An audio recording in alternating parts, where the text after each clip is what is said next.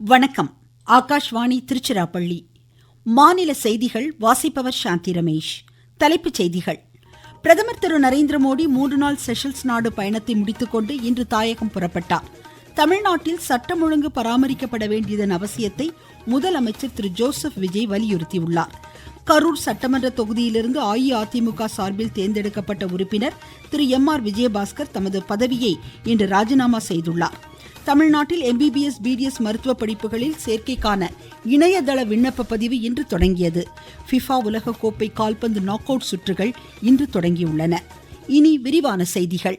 பிரதமர் திரு நரேந்திர மோடி 3 நாள் செஷல்ஸ் நாட்டு பயணத்தை முடித்துக்கொண்டு இன்று தாயகம் புறப்பட்டார். முன்னதாக இன்று விக்டோரியாவில் அமைந்துள்ள நவசக்தி விநாயகர் கோவிலில் பிரதமர் வழிபாடுகளை மேற்கொண்டார்.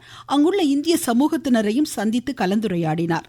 தொடர்ந்து அங்குள்ள அமைதி பூங்காவில் மகாத்மா காந்தியடிகளின் சிலைக்கு பிரதமர் மலர் அஞ்சலி செலுத்தினார். முன்னதாக செஷல்ஸ் நாட்டின் சுதந்திர தின பொன்விழா கொண்டாட்டங்களில் நேற்று பங்கேற்ற பிரதமர் இந்நிகழ்வு தமக்கு பெருமகிழ்ச்சி அளித்ததாக குறிப்பிட்டார். செஷல்ஸ் நாட்டின் கௌரவ விருந்தினராக பங்கேற்கும் முதல் இந்திய பிரதமர் என்ற பெருமையையும் பிரதமர் பெற்றுள்ளார்.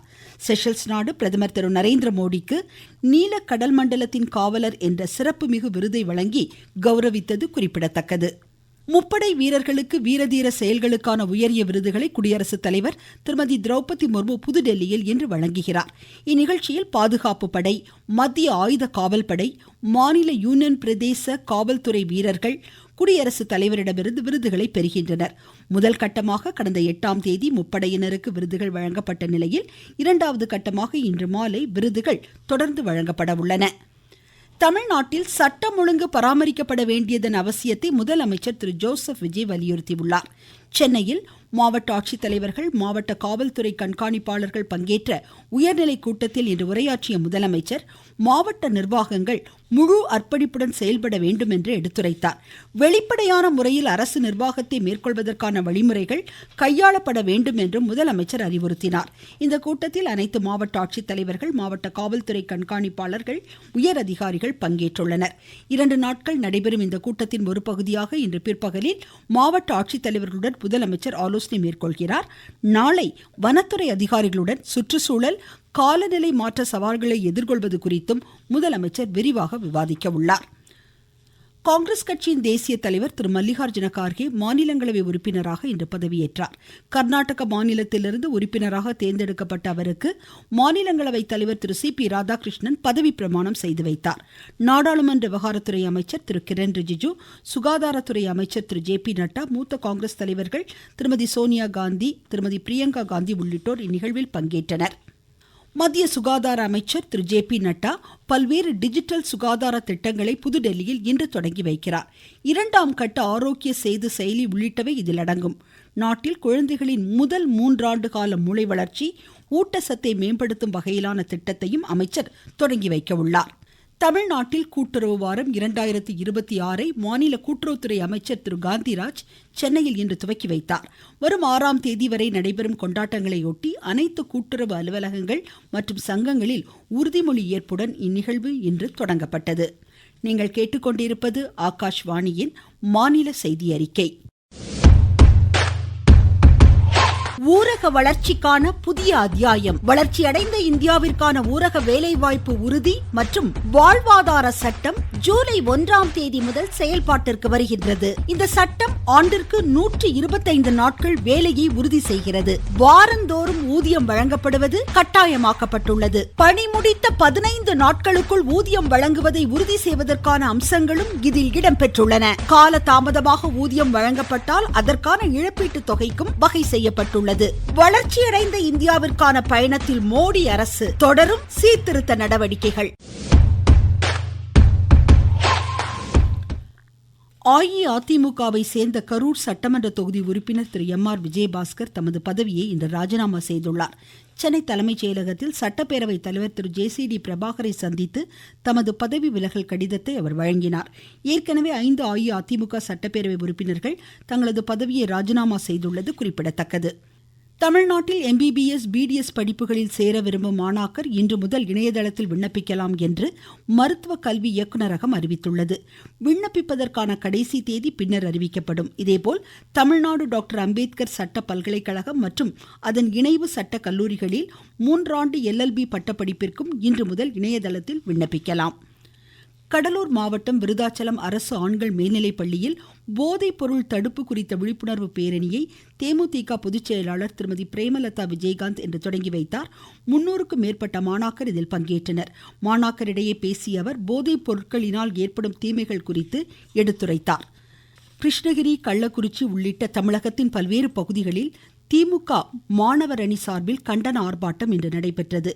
மாநில மனிதவள மேலாண்துறை அமைச்சர் திரு சரத்குமார் போதைப் பொருள் பயன்படுத்தியதாக கூறப்படும் சம்பவத்தை கண்டித்து திமுக சார்பில் இந்த போராட்டம் நடைபெற்றுள்ளது. ஈரோடு மாவட்டம் சத்தியமங்கலம் விளாமுண்டி வனப்பகுதியிலிருந்து வெளியேறிய சிறுத்தை கிராம பகுதிகளில் நடமாடுவதை வனத்துறையினர் உறுதி செய்துள்ளதாக எமது செய்தியாளர் கூறுகிறார். ஈரோடு மாவட்டம் சத்தியமங்கலம் புலிகள் காப்பகத்தின் விளாமுண்டி வனப்பகுதியிலிருந்து வெளியேறிய சிறுத்தைகளில் ஏற்கனவே ஒரு ஆண் சிறுத்தை கூண்டில் சிக்கிய நிலையில் மற்றொரு சிறுத்தை நேற்று நள்ளிரவு பெரிய கள்ளிப்பட்டி கிராமத்திற்குள் புகுந்து 2 மாத கன்றுக்குட்டியை அடித்துக் கொன்று தூக்கிச் சென்றது. இதனால் அப்பகுதி மக்கள் அச்சமடைந்துள்ள நிலையில் மனிதர்களுக்கு ஆபத்து ஏற்படுத்தும் முன்பு மீதமுள்ள சிறுத்தையும் கூண்டு வைத்து பிடிக்க வனத்துறை நடவடிக்கை எடுக்க வேண்டும் என விவசாயிகள் கோரிக்கை விடுத்துள்ளனர். ஈரோட்டிலிருந்து PC மூர்த்தி. சிவகங்கை மாவட்டத்தில் கொத்தடிமை தொழிலாளர்கள் கண்டறியப்பட்டால் சம்பந்தப்பட்டவர்கள் மீது கடும் நடவடிக்கை எடுக்கப்படும் என்று மாவட்ட ஆட்சித்தலைவர் திரு ஆகாஷ் எச்சரித்துள்ளார். இதுகுறித்து எமது செய்தியாளர். சிவகங்கை மாவட்டத்தில் கொத்தடிமை முறையை ஒழிக்க அரசு பல்வேறு நடவடிக்கைகளை மேற்கொண்டு வருகிறது. எவரேனும் மாவட்டத்தில் கொத்தடிமைகளாக பணியமர்த்தப்பட்டுள்ளனர் என்பது குறித்து சம்பந்தப்பட்ட துறைக்கு தகவல் அளிக்கலாம் எனவும் துறை அலுவலர்களால் ஆய்வு மேற்கொள்ளப்பட்டதில் தஞ்சாவூர் மாவட்டத்தைச் சேர்ந்த 2 மீட்கப்பட்டு மாவட்ட கொத்தடிமை மறுவாழ்வு நிதியிலிருந்து நிவாரணத் தொகையாக தலா 30,000 ரூபாய் வழங்கப்பட்டிருப்பதாகவும் ஆட்சித்தலைவர் தெரிவித்துள்ளார். சிவகங்கையிலிருந்து முருகன். காரைக்கால் அம்மையார் திருக்கோவில் மாங்கனி திருவிழாவில் பிச்சாண்டவர் வீதி உலா இன்று வெகு விமர்சையாக நடைபெற்றது. சுவாமி தரிசனத்திற்கு பின்னர் பக்தர்கள் மாங்கனிகளை வீதிகளில் இறைத்து தங்களது வேண்டுதல்களை நிறைவேற்றினர். வெளிநாடுகளிலிருந்தும் ஏராளமான பக்தர்கள் இந்நிகழ்வில் பங்கேற்றனர். திருவாரூர் மாவட்டம் மன்னார்குடி ஹரித்ரா நதி தெப்பக்குளத்தில் தெப்பத் திருவிழா இன்றிரவு நடைபெறும் என்று எமது செய்தியாளர் கூறுகிறார். திருவாரூர் மாவட்டம் மன்னார்குடி ராஜகோபாலசுவாமி கோவிலில் ஆணி தெப்பத் திருவிழா கொடியேற்றத்துடன் துவங்கி நடைபெற்று வருகிறது. இதன் முக்கிய நிகழ்ச்சியாக இன்று இரவு 9 மணிக்கு தெப்பத் திருவிழா நடைபெற உள்ளது. இதனை முன்னிட்டு இன்று காலை வெண்ணெய்த்தாலி திருவிழா நடைபெற்றது. இதில் தவழும் கண்ணனாக ராஜகோபாலசுவாமி கையில் வெண்ணெய் குடத்தை ஏந்தி வீதி உலா வந்தார். அப்போது திரளான பக்தர்கள் சுவாமிக்கு வெண்ணெய் வழங்கி வழிபட்டனர். மன்னார்குடியிலிருந்து விஜயகுமார். மேட்டூர் அணைக்கு வினாடிக்கு 158 கனஅடி தண்ணீர் வந்து கொண்டிருக்கும் நிலையில் குடிநீர் தேவைக்காக அணையிலிருந்து திறக்கப்படும் தண்ணீரின் அளவு 3000 கனஅடியாக இன்று அதிகரிக்கப்பட்டுள்ளது. ஒகேனக்கல் காவிரி ஆற்றில் வினாடிக்கு 300 கனஅடி தண்ணீர் வந்து கொண்டிருக்கிறது. வடக்கு கடலோர தமிழகம் முதல் குமரிக்கடல் பகுதி வரை காற்றழுத்த தாழ்வு பாதை காரணமாக கோவை, திருப்பூர் மாவட்ட மலைப்பகுதிகள், நீலகிரி, திண்டுக்கல், ஈரோடு, தேனி மாவட்டங்களின் ஓரிரு இடங்களில் இன்று கனமழைக்கு வாய்ப்பிருப்பதாக சென்னை வானிலை ஆய்வு மையம் தெரிவித்துள்ளது.